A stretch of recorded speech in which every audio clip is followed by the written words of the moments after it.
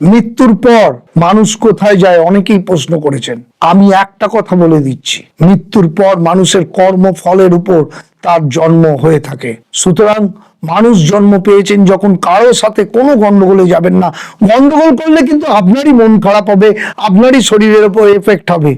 শুধুমাত্র মুক্তির চেষ্টা করুন, ভগবানের কাছে ফিরে যাওয়ার চেষ্টা করুন। তার উপায় একটাই, ভগবানের নাম জপ করুন।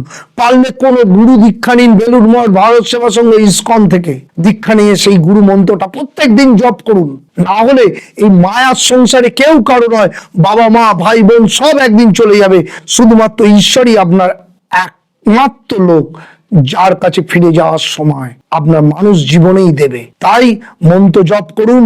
পারলে হরে কৃষ্ণ মহামন্ত্রকে কলিযুগের মহামন্ত্র বলা হয়েছে, ওই মন্ত্রটি জপ করুন। দেখবেন আপনার সমস্ত পাপ মুক্তি হয়ে ভগবানের কাছে পৌঁছাবেন, মৃত্যুর পর তার কাছে পৌঁছাবেন। নমস্কার, ভালো থাকবেন।